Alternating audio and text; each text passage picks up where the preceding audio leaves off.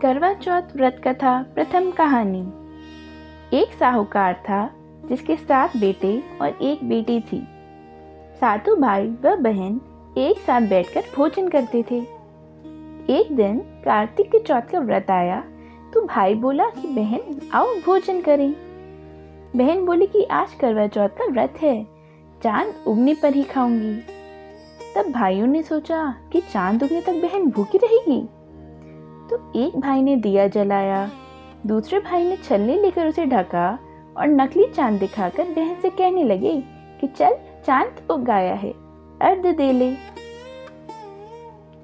बहन अपनी भाभीयों से कहने लगी कि चलो अर्घ दें। तो भाभियां बोली तुम्हारा चांद उगा होगा, हमारा चांद तो रात को उगेगा।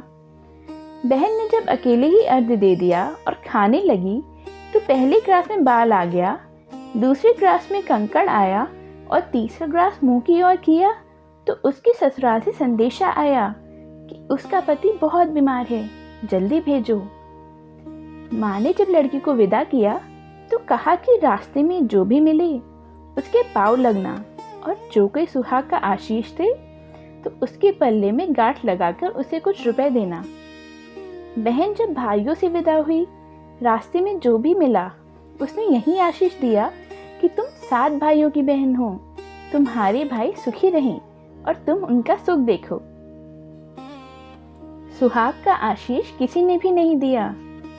जब वह ससुराल पहुंची तो दरवाजे पर उसकी छोटी ननद खड़ी थी। वह उसकी भी पाँव लगी तो उसने कहा कि सुहागिन रहो, सपूती हो।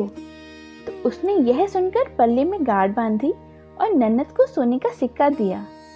तब भीतर गई तो सास ने कहा कि पति धरती पर पड़ा है, तो वह उसके पास जाकर उसकी सेवा करने के लिए बैठ गई।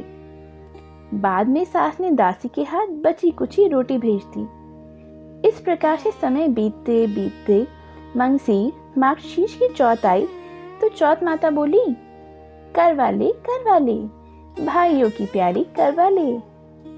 लेकिन जब उसे चौथ माता नहीं दिखलाई दी तो वह बोली है माता, आपने मुझे उजाड़ा तो आप ही मेरा उद्धार करोगी, आपको मेरा सुहाग देना पड़ेगा। तब उस चौथ माता ने बताया कि पौष की चौथ आएगी, वह मेरे से बड़ी है, उसे ही सब कहना, वही तुम्हारा सुहाग वापस देगी। पौष की चौथ आकर चली गई, माघ की चली गई, फागुन की चौथ आकर चली गई, चैत्र, वैशाख, ज्येष्ठ, आषाढ़ और श्रावण, भादो की सभी चौथ आई और यही कहकर चली गई कि आगे आने वाली को कहना। असौज की चौथ आई तो उसने बताया कि तुम पर कार्तिक की चौथ नाराज है, उसी ने तुम्हारा सुहाग लिया है, वही वापस कर सकती है, वही आएगी तो पाँव पकड़कर विनती करना। यह बताकर वह चली गई। जब कार्तिक की चौथ आई तो वह गुस्से में बोली भाइयों की प्यारी करवा ले, दिन में चांद उगाने वाली करवा ले, व्रत खंडन करने वाली करवा ले, भूखी करवा ले। तो यह सुनकर चौथ माता को देखकर उसके पाँव पकड़कर गिड़गिड़ाने लगी, है चौथ माता, मेरा सुहाग तुम्हारे हाथों में है, आप ही मुझे सुहागिन करें। तो माता बोली पापिन हत्यारिन, मेरे पाँव पकड़कर क्यों बैठ गई। तब बहन बोली कि जो मुझसे भूल हुई उसे क्षमा कर दो, अब भूल नहीं करूंगी। तो चौथ माता ने प्रसन्न होकर आंखों से काजल, नाखूनों में से मेहंदी और टीके में रोली लेकर छोटी उंगली से उसके आदमी पर छिट्टा दिया। तो वह उठकर बैठ गया और बोला कि आज तो मैं बहुत सोया। वह बोली क्या सोया, मुझे तो 12 महीने हो गए, अब जाकर चौथ माता ने मेरा सुहाग लौटाया।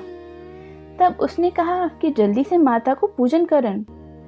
तब चौथ की कहानी सुनी, करवा पूजन किया तो प्रसाद खाकर दोनों पति पत्नी चौपड़ खेलने बैठ गए। नीचे से दासी आई तो उसने उन दोनों को चौपड़ पासे में खेलता देखा तो उसने सास जी को जाकर बताया। तब से सारे गांव में यह प्रसिद्ध होती गई कि सब स्त्रियां चौथ का व्रत करें तो सुहाग अटल रहेगा। जिस तरह से साहूकार की बेटी को सुहाग दिया उसी तरह से चौथ माता सबको सुहागिन रखें। यही करवा चौथ के उपवास की सनातन महिमा है। जय चौथ माता।